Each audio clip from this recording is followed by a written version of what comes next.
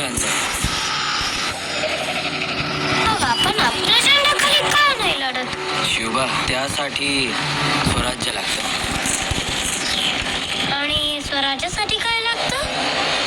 विद्रोह.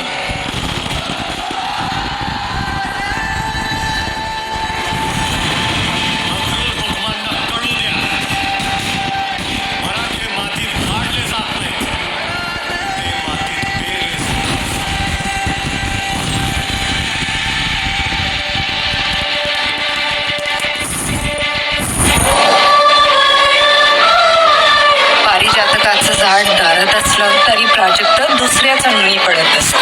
तुम्ही आमच्या दारी हळदी पुरतेच, अंगण स्वराज्याचं.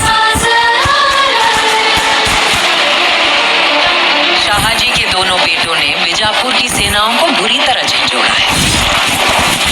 हाथ में लाठी और तेवर तलवार के, लाठी से धर्म बचाओगे, धर्म की रक्षा ही शंभू का धर्म है. मुट्ठी में अकड़ तो खूब पिलाई है आपने अपने साहबजादों को. अकड़ तोड़ने का नुस्खा हम भी जानते हैं. अगर तराजू में एक तरफ अफजल हो, दूसरी तरफ दुनिया के सारे सुरमा हो, और खुदा से भी पूछा जाए कि किसका पलड़ा भारी, तो पूरी कायनात से एक ही आवाज आएगी, अफजल, अफजल, अफजल. सिवा को उसके बाप की तरह बेड़ियों में घसीट के लाना है या अल्लाह के पास पहुंचाना है. शिकार जब तक नजरों के सामने है, तीर चला देना चाहिए.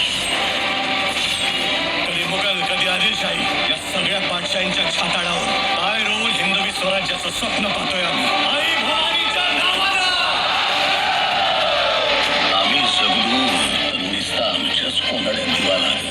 पण पुरा तू जर जगलास ना, मराठ्यांच्या झोपड्यांमध्ये बी दिवाळी साजरी होऊ शकतो. पण सिवाय पिंजरे में होगा, जिंदा या मुर्दा.